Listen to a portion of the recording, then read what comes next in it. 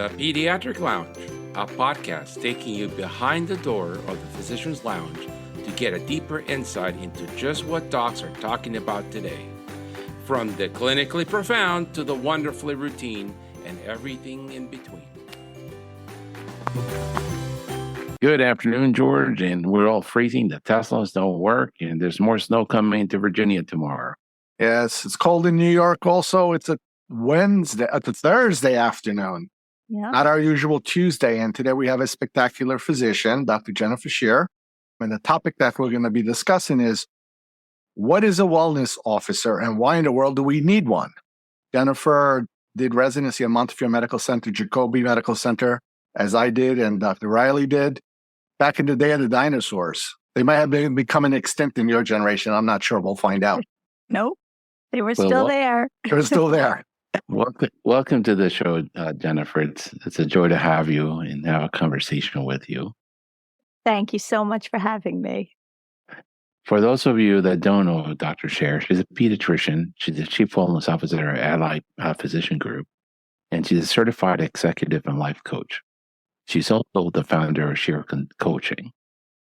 Jennifer, I think we mostly call you Jen, right? Jen, yeah. Jen, we always start the show with the same question. Why did you become a pediatrician? So I actually became a pediatrician not really with as much of an intention as most of my colleagues. A lot of pediatricians, it's like a burning desire for them. When I went through all of my rotations, I liked most of them. And my two favorites were OB and peds. I think I probably would have done family medicine if I lived in an area where it was more of I liked the whole family, the women's health, stuff like that. But at the end of the day, I was going to let peds and OB be a toss-up and let the match decide. And then I just decided if I could do something that's not 24/7 by nature, I may as well choose peds over OB. And that was it. I just said, I'll go for peds. I don't have any regrets, but I do really like taking care of the moms as well as the babies. And little did you know that you're going to actually be working. It's interesting because humans are so idiosyncratic, right? It doesn't stress me out to intubate a child. It doesn't. But delivering a baby stresses me out to no end. It's just like this woman has been doing this work, and it's hard work for 9 months, and God only knows how many years before that she's planned, she found a husband, all of this, and this is her dream day. And if anything goes wrong, there's not a hole big enough for me to dive into and never come out of it. Yeah. And I admire the OBs. They love having the baby born. Every time it's the best day of their life again, all over again. They don't think of it like this could be a disaster today. Yeah, I loved it too, but no. Yeah, but certainly they can be disasters every now and again, and we've seen them, all of us. But it's mindset, right? So the OB, every time they deliver a baby, it's like a new beginning. Their whole life starts again for the OB. It's such a joyous moment, and they don't focus on the negativity. I'm all focused on when is the disaster going to hit, and if it hits, where do I hide? Because I can't tell this mother that her baby didn't make it, even if it's no fault of my own. So I found obstetrics extremely stressful. Yeah, but we can have disasters in pediatrics also. You can. Yeah, but I don't find it stressful. That's just the idiosyncrasy of humanity, right? Because it no longer happens so often. But back in the day at Jacobi, how often did it happen, Jen? Yeah, I think the year I was there was the last year of the Jacobi, Monty, NCB all together. Yeah. So yes, it did. We saw lots of things. Everything. Yes. Jen, and you were Allied Physicians' chief medical officer during COVID. Is that correct? Yeah, correct. And that must have been a very difficult job with all the things that were going on and with all the physicians that you guys have. Yeah, I think that was a difficult time for the whole world, obviously. For me, I felt it was a bit of a burden because I felt responsible for taking care of all of the employees and all of the doctors and all of the patients with that title and not having any really facts to make decisions on. So that's pretty stressful. Yeah. Oh, yeah, it was a very stressful time for everybody. And from that experience, you transitioned into something that I really hadn't heard of before I talked to you, which is a chief wellness officer. And what is a chief wellness officer? Yeah. It's interesting that you've never heard of it. It is a relatively new invention, so to speak, in the healthcare world. When the triple aim transitioned to the quadruple aim, I don't remember what year that was, but a focus on physician well-being became added to the triple aim. And over the last few years, these physician wellness officers have been popping up. And it's really an executive level person who is added to the team to be the voice and of the people in the company, right? So that it's equal at the table to talking about the quality and the metrics and the finances is the well-being of the people. And so in the corporate world, I think they've done away with it. They go through stages. During COVID, they all hired chief diversity, equity, inclusion officer. Now they're firing them all. But before that, I think they have a chief human capital officer or some fancy title that. And I think it's no longer in vogue. But I don't know what a human capital officer is, but it's interesting you mentioned the DEI because I feel a similar way about the wellness officer. Everybody's talking about the mental health crisis. And so some companies are putting this wellness just as a checkbox, just like some companies put a DEI just as a checkbox as opposed to really doing some meaningful things. So you can tell the difference in companies who are really caring about the well-being of their people versus just a check in a box. Yeah. Certain companies, nobody likes doctors. Nobody likes hospitals. Nobody likes airlines. That's just the case. You got to own it. They have the worst customer satisfaction ratings of any industry. But Southwest Airlines, for example, is very big on their employees. They feel that that's what makes their airline competitive more so than their less expensive fares. And that just by the way that the employees of Southwest behave, they tend to be happy, they smile, they goof off on the plane. It's just very focused and they feel that more than their planes, more than the revenue that they make, the people is what makes Southwest Airlines. Yeah, it's from correct. But the infrastructure also makes it. They used to have a really good infrastructure. Now they have a terrible infrastructure. They cancel flights all the time to the point where I no longer fly Southwest. You were just upset because they don't fly out of Long Island anymore. Well, they used to fly 5 times. Now they don't fly at all. That's to Orlando. They cancel like crazy. Forget them. Right. Well, the point, George, because the point is that it's not just the people, but it's also the plant. Correct. And you've got to have both. 100%. You can fly, since we're talking about planes, you can fly Frontier. Like when we came back to Florida the other night, we took my son to take Frontier. It took Spirit. Spirit, same thing. Oh, my. They say they're both no-frills airlines. Yeah, they paid not as much to go to Florida, but they got delayed. They had no seats. They stayed way in the back. They had to pay for carry-on luggage. They had to pay for a boarding pass. And they didn't have infrastructure. Delta has nice people. They have the infrastructure. You check in, you go, you sit down, you're called in. They give you some chips. And he got home on time. Tell me about that. So I would think that if you can talk about Spirit, it's a good example. Spirit is a company that doesn't care about its customer, doesn't care about its employees. It has to care about safety because otherwise they're out of business. But their main focus is delivering you the cheapest airfare possible with no frills. The seats don't even have cushions. Yep, and they stay straight. But the people, both the customer and the people that they employ, are not important. Yep. Their focus is the cheapest airfare. It seems to me that's what you're trying to do for medical practice, is to put the focus back on the people that are responsible for caring for the kids. Because often we were trained like Navy SEALs. There is a mission to be done. Yeah, but it's 10 degrees outside. Doesn't matter. Yeah. The sick kid doesn't know if it's 10 degrees outside, if it's 3 a.m, or if it's a holiday. You put your pants on and you get out there. And we need to bring some of that humanity back into the way we provide care, because we're losing ourselves. I'll give you an example.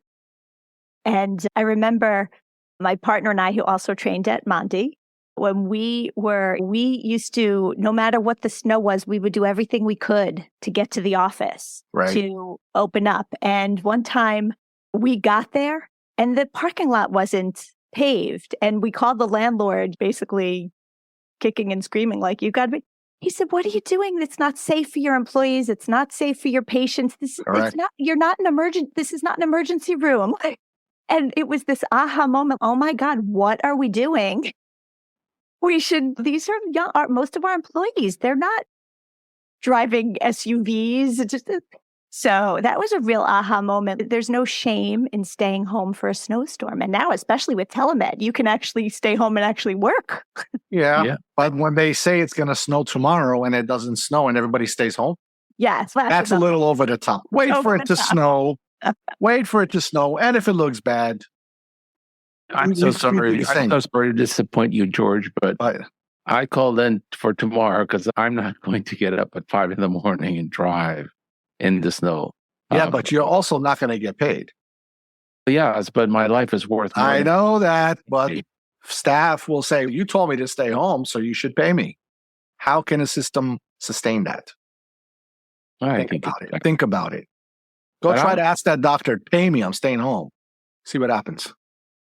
I was worse than you, Jen. I would shovel the snow in front of the urgent care and salt the sidewalks. Yeah, I did that. Been there, done. The landlord wasn't going to get around to doing it fast enough. But look, that's how we are. We are built that way as doctors, and we work in a system that knows that and takes advantage of us. Yes. Right? A lot of this wellness stuff is about both trying to get the people in power to be a bit kinder, and improve the workflows and the processes, but also empowering the people on the ground to build some resilience and set some boundaries and attacking it from both sides. And it's when I thought about it the first time, Chief Wellness Officer, I thought you were basically responsible for the clinicians, but you're responsible for all of the staff. My mission, my job description is really focused on the physicians, because when you have happy physicians, that's the leadership. Everything follows. Correct. But in our company, we are really all for one. So when we do wellness initiatives, it includes the whole company. The whole team. Yeah. Yeah, the whole team. And so what does your day look like? What do you do when you're not seeing patients? Yeah. So if you think about it this way, from a pediatric perspective, think about the chief medical officer as taking care of the illness, whereas the chief wellness officer is the preventive care and the vaccines. Okay. On a daily basis, like it depends where I'm needed. If we're having, right now, we just had an EHR, massive IT change. So I participate in a lot of the meetings related to that and bring forth issues that are coming up that are pain points for the offices and try to help both iron out processes and also help a lot of doctors are suffering right now, to take a step back, and how can we improve the training, and how can you actually take a deep breath and not let the charts that are building up right now do you in. Yeah, which patients, right? Yes. So you feel their pain. Correct. So you can tell them, I know what you're doing, I know what you're feeling, I'm doing the same. I think you should try this, as opposed to being somebody that's totally disconnected and they're the wellness officer telling you from some theoretical book on how to channel your inner chi. I love it. I don't think George believes in these alternative routes. I've mellowed over time. I think they're important. I mellowed over time. I trained in a time when it wasn't that good. My first day, I remember chief resident told me, go and get blood on this little baby. I've never seen a little baby in my life. Go get blood. I went, got scared. I tried, I missed. I went back and said I couldn't get it. You know what the guy told me? turn around, go back, and do not return without the blood. Some nurse helped me and showed me, and I got the blood.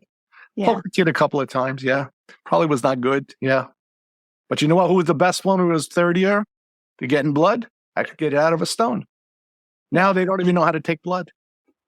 But so this is similar, again, with the pediatric piece that you talk about. First, it was the helicopter parenting. Now it's the lawnmower or whatever it is. We're afraid to let our kids experience any pain, discomfort, trouble, and we're doing them a disservice. They're not building resilience. They're not learning how. It's the same thing. You need to go through stressors in order to grow and build resilience. But you want to prevent your child from being overly, like you want them to navigate their relationships, but you don't want them to be full on bullied, right? To the point that they become depressed and suicidal. Yes. And for us, right? We want to be challenged and go get that blood, don't come back with the blood. But if it was putting you into a heart attack mode, like somebody should come and help you. Yes, the nurse did. She was very kind. There you go, right? So Jen, what kind of goals do you set for your job, for the role as Chief Wellness Officer? Like one goal, let's say. Yeah. So goals versus metrics. So the way we measure the success is through different metrics. So we look at physician retention. Okay. So one goal would be that physician retention. Recruitment retention. And then we look at the NPS scores, the Net Promoter Scores, which are what the patients think of us, because we believe that's happy. Being is not about just being happy. It's more about being okay. Being okay. Like you okay with what you have in front of you. But you have downtimes, you have uptimes, but you're resilient. And at the end of the day, you say, if you're a well physician, you can work hard. And at the end of the day, you're exhausted from a sense of success as opposed to exhausted and defeated. It's that different underlying. So tell me a little bit about the Net Promoter Score. Are you using that with the clinicians or are you using that with the patients? The NPS score is the evals that the patients give the insurance company, because it's something the insurance companies measure us on. Yes. I think the way we get it is the patients get an exit survey and how likely are you to recommend this practice? That's pretty much it. Yeah. Yes. And I know there's so much that is out of our control. Like you don't give a patient an antibiotic and they might not judge you well, and that's totally out of our control. So the NPS is very interesting, right? Because it only measures one thing. It's very simple. How likely you recommend Southwest Airlines to a family or friend. Right. How likely you recommend RBK Pediatrics to a family or friend from 1 to 10. And then the whole theory behind it, which is a much more holistic point of view, is you're always going to have what they call detractors. So they grade you under 7. Right. And that's basically trash that needs to be taken out because there's nothing you can do to make them happy. Right. Yep. But there is that person that's a 7 and 8. And so the very sophisticated companies will follow on the 7 and 8 and say, what could we do to make you a 9 or a 10? Mm-hmm. And so now the whole focus, you're not, as a clinician, you're not getting the Press Ganey poll in the ER that says 3 people out of the 10 that surveyed think you're absolutely incompetent. And then you're just absolutely miserable for the next month. You're getting actually something that you can improve on. And so it's a very good metric for airlines, car dealerships, physician companies, where you're not going to make everybody happy. So you cannot do that. And so those are the things you measure. And how do you know you're going on the right direction with the clinicians? It's just, you don't want to see turnover. Yeah, I just want to follow up on what you were just saying for a second. And I hate those scores in a sense, because they are really so much out of your control. But when you get the comments and the feedback, they are sometimes so painful. But if you take them, like you said, and do something about it, like I remember this one patient slammed me all over social media. Like we have a marketing committee that sort of scours. I never would have seen it. But thank you, marketing committee, for sending this like negative review on Google and this everywhere. And she basically said this was the worst visit ever. Dr. Shear was just focused in on her computer and she didn't even make eye contact. And she rushed me through and da-da-da. And I pride myself on not being that way, but that particular day was a bad day and I was. And she was completely right. And it really just, as much as it hurt, I was like, you know what? She's right. I need to get out of the thing. Then I looked into getting a scribe after that. Yeah. So. They can sometimes be helpful. It's just, to me, you should follow the management 101. If I'm really unhappy with the service I got, I'd rather call the manager the next day and say why I'm unhappy. Yeah, but now everybody can post a review. Now, did you make the person better? Did you? Because they didn't come to you because they were happy. They came to you because something was wrong. Yeah. I predict that you probably made them better. Maybe, who knows? But of course, you only focus on the negative because that's how we are, right? It was probably, every time I've seen negative comments, it's always attached to either money. They couldn't get an appointment when they wanted with whoever they wanted. They waited too long because something happened. And so culture is extremely important. And the larger the company gets, culture becomes more important. You can have all financial metrics and quality metrics you want. But if the culture is toxic, you might meet the metrics, but everybody's looking to when they can get out of there. Yes. So the CEO has a huge role. 100%. Creating the culture. Yep. So what does a chief wellness officer do in the creation of the culture? And really what I call, because if you really want to meet, I went off the script on Tuesday because it irritates me when people talk about DEI and all these Medicaid practices with Black and brown doctors serving the communities that they grew up on are going belly up because they're not being paid enough and they're being burdened to no end with do this and do that, and you have to do this and you got to do that, or else we're not going to pay you. And then they close up shop, and the other doctors in the town close shop. No one comes to open up an office. But we talk to the blue in their face about how important DEI is and how important it is to have a physician that looks like you. And we do zero to support it. So what is your role in building culture along the side of the CEO is? Yeah, but before you go into that, remember back in the day when we were kids, what happened to all those people that had no physician after 4 o'clock?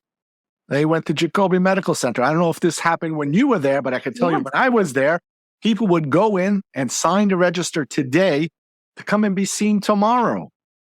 Was it still like that? I don't remember that. People would 18, 20-hour wait. Wow.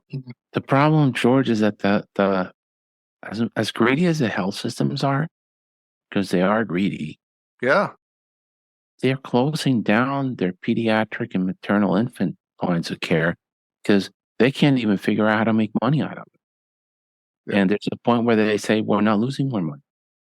Yeah, they replace, they're doing that at our hospital at, I don't want to say who, but they're going to replace it with, I think, an oncology ward because it makes money. Yeah. So what irritates me is when you talk and you don't walk the talk. So I think people do. Yes, you do. I think all kids deserve not an excellent pediatrician, a good pediatrician in their community. Better yet, if they speak their language, it's awesome. And it is somewhat look like them, not necessary, because I know plenty of great doctors that have staff to translate Spanish for them. And they go in with the staff and the staff translates and the message gets carried across and the kid gets great care. But that means let's just stop talking about it and let's put the dollars behind their mouth. Because those communities do need care. How can they put the money behind them? They don't want to. No, how can they? Have Medicaid pay well. What a concept. Rocket science.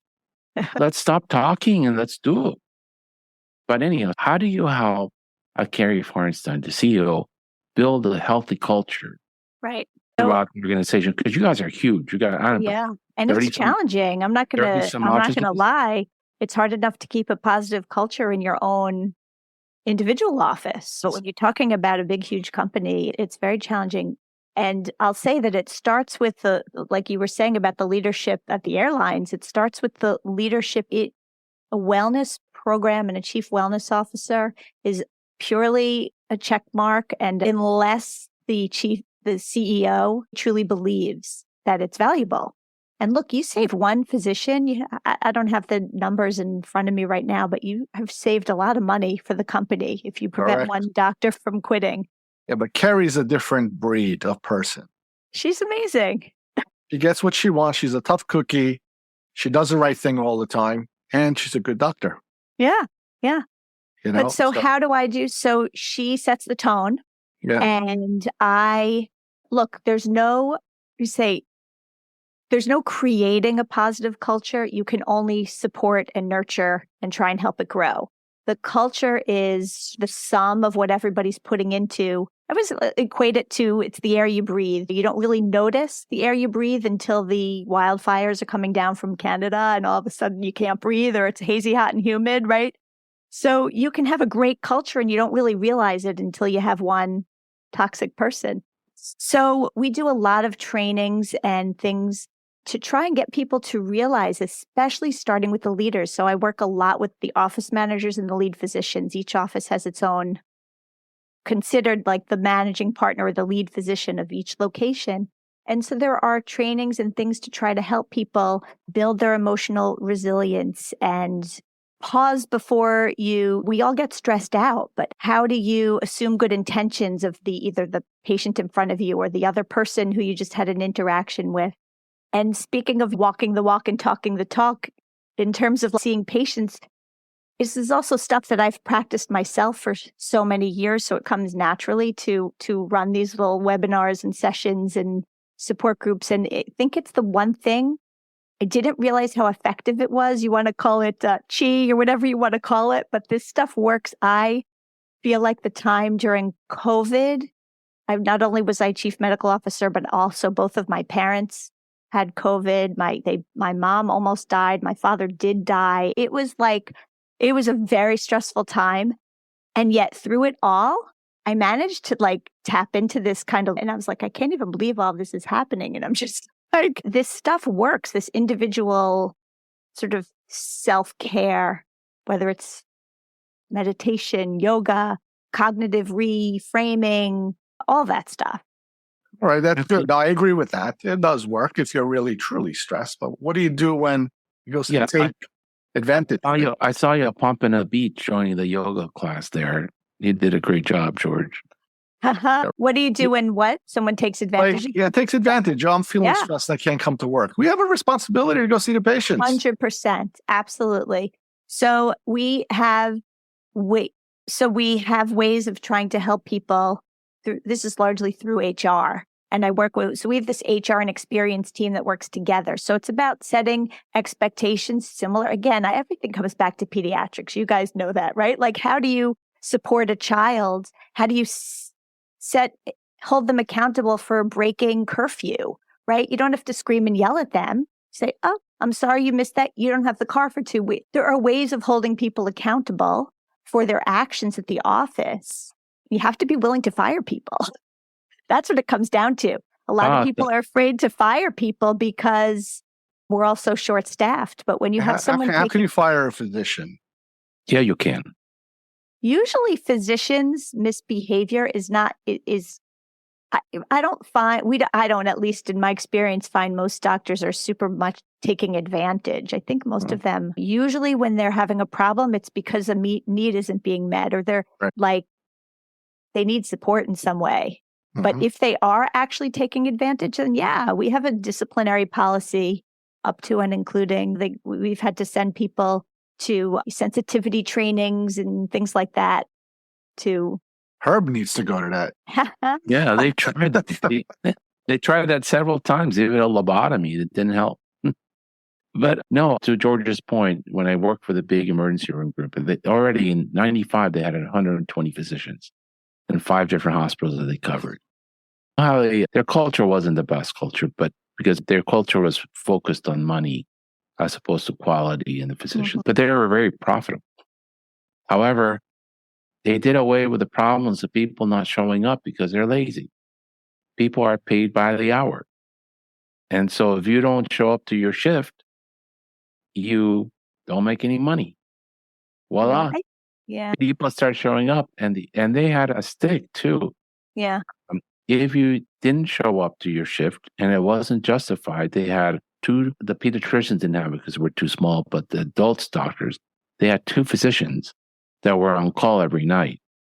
That if there was a legitimate reason for somebody not being able to meet their shift, that person would come and do the shift. But if it wasn't a legitimate reason, you had to pay. I don't remember. I think they paid them $500 just to come in. Yeah. You had to pay the $500 if it was just like, I'm overwhelmed and my wife is having a tantrum and my kid won't go to bed. I can't make it the shift. They're like, stay home. George will go in, and then out of your paycheck came $500 because George can't do your shift. But don't you see the opposite in pediatrics? Think about your colleagues. Like, we all want to come to work when we're sick because we feel bad that we're going to burden our partners. You don't see that? Our generation. I've never seen so much I'm feeling ill calling in sick ever in my entire career. I think our generation was like that. Yeah. To the detriment of the patient and ourselves. I remember it must have been influenza. I was working in the emergency room and I had 103 fever. It was a night shift. It ended at midnight or 1 a.m. And my adult partner, Kathy Smith, said to me, Herb, you can't continue working. Your eyes are bloodshot. You're diaphoretic. Just call the person that's supposed to come at 1, have them come in a couple hours early. I'm like, that's not going to happen. I don't know what plans they have. Maybe they're sleeping. They're doing the overnight shift. I would just think, Herb, I'm like, no, I'm not doing it. I worked till 1. And then she said, get on a gurney. I'm like, what do you mean get on a gurney? I'm going home. She said, no, you're not. I don't know if you're septic. Get in the gurney. And then she got an x-ray, blood culture, CBC, all this stuff. She said, you look sick, Herb. You don't get it. But probably just like everything, the best place to be is somewhere in between those 2 extremes, right? We probably shouldn't be going to work when we feel that way. And also we should not stay home because we just want to take a day off. There's got to be a happy medium. Balance. Yeah. I think the idea of a chief wellness officer, if you have the right culture, is really a great thing. And one thing I think I would do, I don't know if you disagree with me or not, but if I was in your job, I would mandate that every physician in my organization do a in-person CME once a year. I think to that point that you're talking about, that these Zoom meetings and getting together are so beneficial.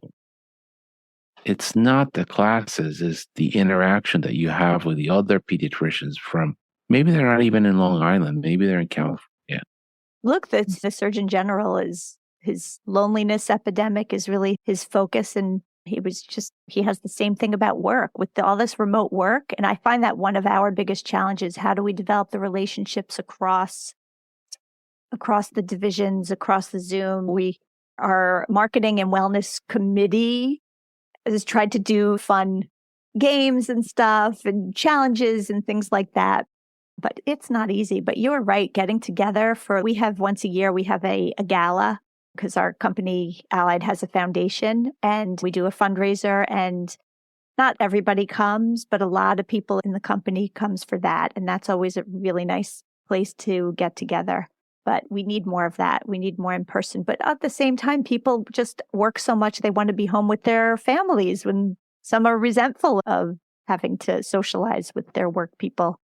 Yeah, but I think it's so important to that point when you just said that the Zoom meetings really help. It's so important to just be able to vent and say to that patient, I've tried everything, nothing works. They can't get into a specialist. Mom's unreasonable. The father never shows up. It can't be resolved, but at least I got it out of my head. And everybody goes, yeah, some patients like that. You're not going to win everyone. But I think that getting together is very important. Mm-hmm. We actually just switched at my local office, our practice is that group without walls. So we have different offices, and my local office is now grown so much and we live all over the place that we had moved our partner meetings to Teams or to Zoom. And we just decided we have to at least quarterly have in person because we were just with our own local office losing that connection. Do you do that, George? You have a huge practice also. How do you do that? It's very difficult to get the partner physicians. We see each other. Sometimes we do a Zoom meeting because it's easier. Mm-hmm. With the other physicians, we tried to do some Zoom meetings. Some of them would come. They definitely don't want to come in person. Mm-hmm. We've had more luck with Zoom meetings, but they get to express their opinions. We can change things, but the in-person thing with doctors it's like next to impossible. Yeah. Yeah, it's very hard. I got baseball, I got soccer, I got to go to dinner, Right. I got a date, I got 15 reasons why you can't do it. Yeah. Now, Jen, you also started a podcast. What's your podcast about, and why did you start a podcast? I did. The podcast is called Reinventing the White Coat. And the concept is all these things we're talking about. Healthcare is a stressful, chaotic place. And I don't know about you guys, but I see tons and tons of people leaving medicine, right? Our society is going to be in a bad place if all of us leave medicine, right? So the premise of the podcast is to speak with people who have figured out how to, individual physicians who have figured out how to navigate and reinvent themselves in a sense so that they've taken that sense of unfulfillment or close to burnout and recreated their careers so that they've managed to stay in it, as well as talking to healthcare leaders who have been innovative and are doing things to try to make their workplaces better. So it's a place to really push this narrative forward that we need change on both ends. Do you enjoy doing the podcast? I love it. Meet so many interesting people. Don't you guys? Yeah, I love the people. The people are fascinating. Yeah. From all over the country. They're just fascinating. Yeah. And you also do one-on-one coaching towards female physicians or female? Yes, I do. So within one of my roles as a coach is within Allied, I do a lot of coaching. But I will also I have a side gig practice where I will take one or two clients at a time, female pediatricians. Usually it's basically me. Female midlife, mid-career female pediatricians. I think I'm a little bit more than mid-career at this point, but who are just looking for something new, looking for a change, how they want to, I call it, create their act two just for you, what they want to do next. So it's interesting to me is that as smart as physicians are, we're not good about asking for help and make the value proposition for coaching or mastermind groups. Yeah. Why, even if you are really good at, say, revenue cycle management, is it good to sometimes join a mastermind group and be there with 5 other physicians that are managing their practices? Yeah. What is the value of that? For starters, you said physicians don't like to ask for help, and so many of us suffer in silence. Right. And I've gotten so much feedback from the conversations that I've had on the podcast about thank you so much. Oh my God, that story was meaningful, helped me raise my hand. But the value proposition for a mastermind and things like that is similar to CME. Where is that energy and passion? Most of us we truly went into pediatrics or medicine or healthcare, something because we felt a strong passion for something meaningful. And that is really what helps us move forward through the difficult times. Who the heck would want to work in these chaotic environments unless we had something that was truly meaningful? And when you get together, like you guys obviously have an interest in the business side of it. And when you get together with people who share that passion, it ignites you. It reconnects you. It does. It gets you excited. Everybody has to find, I call it a side gig, but it's like for me, it's your passion project, right? What would you do if you didn't get paid? What would you do if you didn't get paid? That's what your true passion is. And to coordinate with people who are like-minded is priceless. Look, everybody spends their money on different things. For me, I will spend any of my money on furthering my education, my passions, or experiences. I like to do stuff with my family, but. And so I have to interject because George is very generous and he hosted me in his condo in Miami. Nice. And as soon as I sit down, of course, 'cause I have a one-track mind, I start talking about business.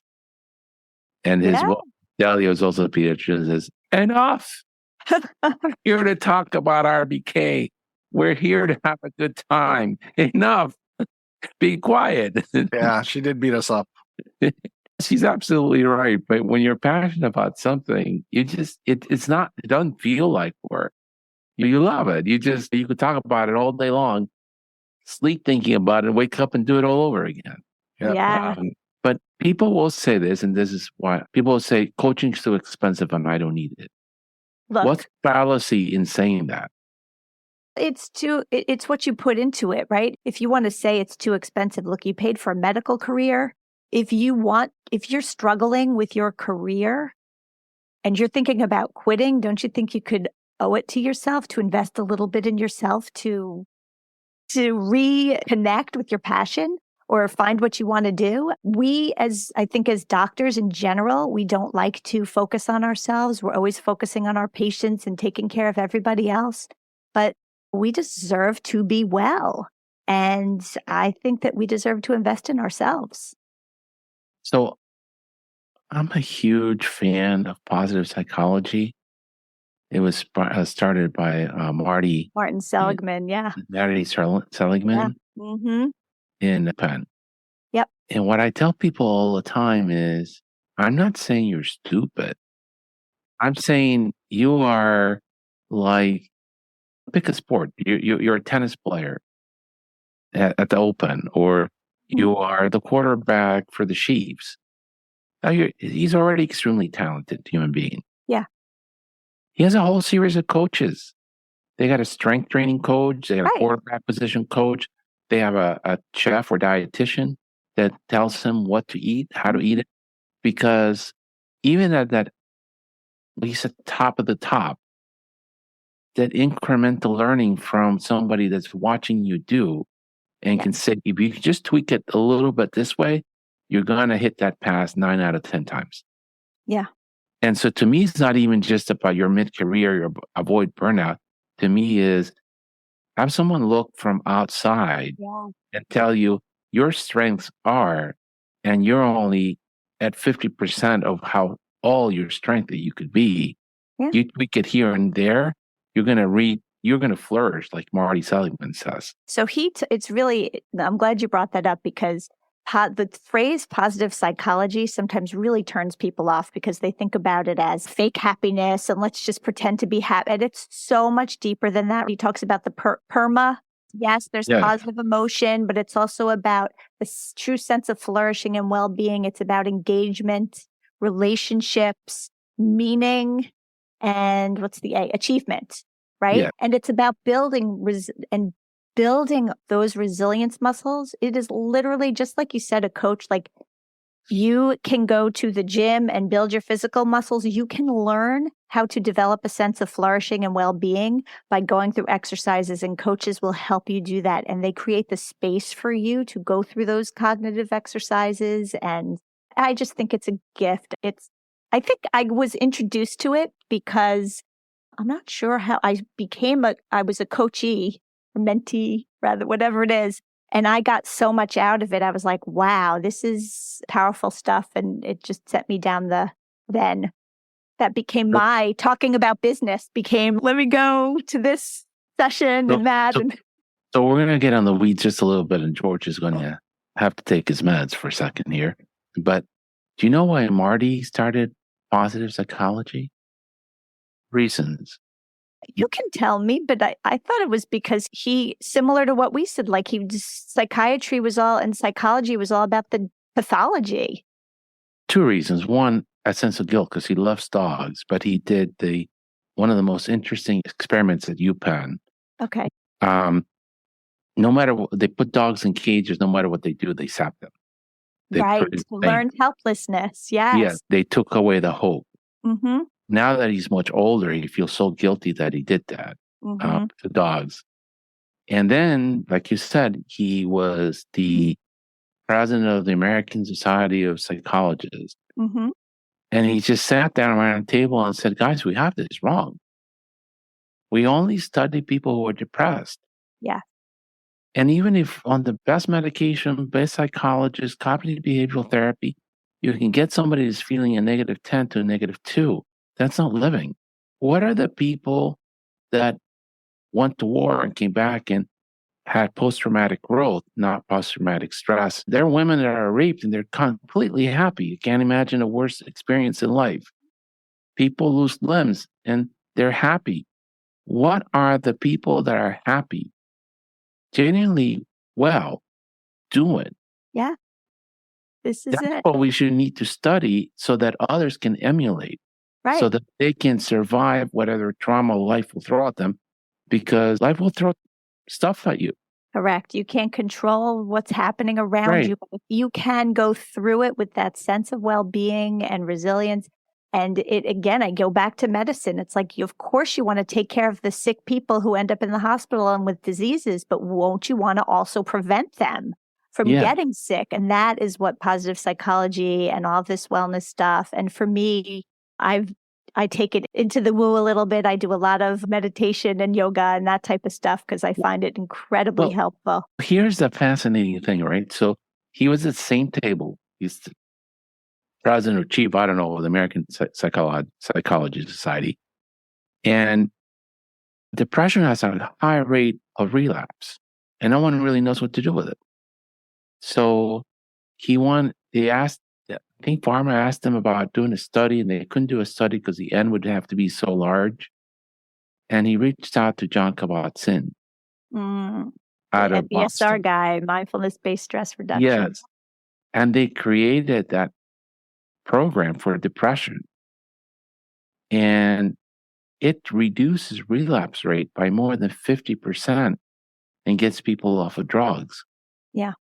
This is what my partner always says when we give, because of course you're going to give your Lexapro and your Prozac and all that to your patient, but because it's so hard to get therapy and to get all these things, she always says, pills don't teach skills. You have to engage in these other supportive things. But it's very interesting that if you talk to John, I've never talked to him, I just heard his lectures, but if you listen to John and read his book, he's in multiple books. Yeah. And this mindfulness stress reduction program is used by the British health system as a standard of care after you go off of your Lexapro. Yeah. Oh, I wish we had that here. And they say you can't put someone that's clinically depressed through this program. They don't have the energy level. Right. You got to get to a certain level. So you need the medications. Yeah. To get them out of the hole they're in. Once their head's out of the hole, that's when you can teach them skills so that they can maintain themselves out of that hole again. That's the way they also describe the difference between therapy and coaching. People often ask me, what's the difference, right? So if you're below the baseline, you really need therapy to get to or medication or whatever. But once you're good, when you want to get great, that's when you... Yes.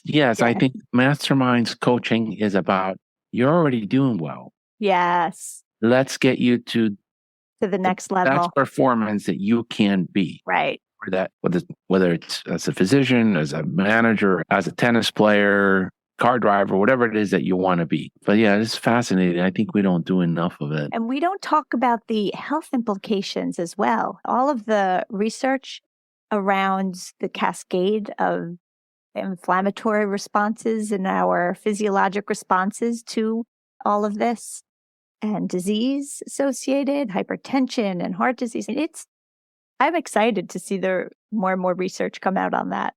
So this is not research, this is anecdotal. But I started following and I dropped off. The problem was keeping it up. Is that keep being consistent. That's the difficult part. But I read John's book and I'm like, nah, this is nonsense. I'm going to try this because it's not going to make any difference in my life, right? It's a lot of time commitment. It's not going to make a difference. I've never seen my HDL be so high. That's amazing. I bike, I walk, I do all these things. Nothing helps. But meditation, for whatever reason, I don't understand physiologically why it does it, increases your HDL, mine at least. And yes, you're right. I think we need to look at alternative ways other than pills and doctor visits to keep people at the top of their game, because it's necessary. What else have I not asked you that you think is important? Oh my goodness. You guys are incredibly thorough. Great. The only thing I would say is that we are trying to fix our airplane, since we were talking about the airline industry, right? Yes. Healthcare is a system that needs to be fixed while we're flying it. Yes. Yeah. We've got a lot of people in the community that depend on us. So let's do it together. We a lot do. of work to be done. We do. But sometimes, I don't know. I think we were beaten so much that doctors can't get out of their own way. I know. And it's the learned helplessness. Yes. Basically, yes. Learned helplessness. And we are in an injunction where physicians feel no hope. Like the work we're doing is not important. If it is important, nobody values it. It is important. We don't give shots at runny noses. We save children one day at a time. I understand, but I think the feeling is I'm forced to click on the computer so many silly things that don't add value. That is true. And jump through all these hoops. And it's not only pediatricians. I think that's just a sentiment most physicians have. Yes. I'm wasting a lot of resources and time of my day that I would like to devote to take care of patients. Yeah. And I'm not allowed, and people don't really see the value, whoever I am, orthopedic surgeon, a dermatologist, they don't see the value in what I'm doing. And the politicians are not helping, and the health systems are following the money. And as opposed to when we grew up, the hospitals put their flagship in an underserved community because that's where the need was. And they ran on charity, and they didn't care if they got paid for seeing the kid or not. They just provided the service. Yeah. Then we changed to, you got to make money out of every transaction. And that neighborhood's no longer good for us. We're going to go to the suburbs where people have insurance and they pay for their care. Have you spoken to a lot of people who do direct primary care? Because they seem like the happiest. They're the happiest doctors. It's a wonderful model for family practice in pediatrics. It's a wonderful model. You have to be in the right neighborhood too. Yeah. It's not very expensive. I know. Shockingly. An internal medicine or family practice DPC will charge you $75, $80 a month, which is less than your cell phone. Mm-hmm. And you're not rushed. They have 30 minutes appointments, and you can text them if you're concerned about something. They actually know you when you walk in. Yeah, they're very happy with that model. Yeah. From an equity work from the whole society. Yeah, from an equity point of view, if you're on Medicaid, who takes care of you? Mm-hmm. Emergency room. We're not going to solve that today. No. At least today they don't have to wait 18 hours like they did in 96. Right.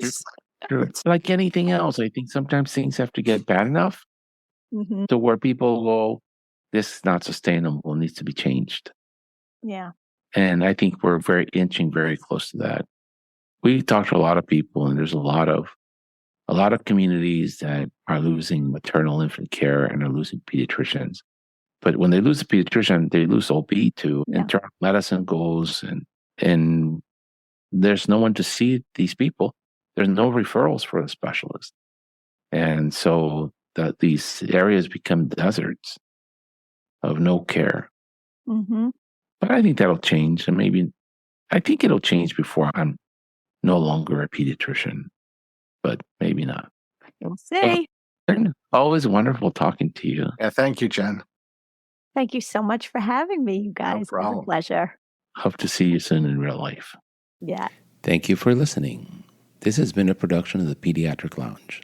On the show notes, you will find links to our co-host and other important notes, as well as a timetable of the topics discussed today. Don't forget to follow us on social media and subscribe to wherever you listen to your podcast. Leave us a great review, as it helps us greatly. In the meantime, we will see you next week. the Pediatric Lounge.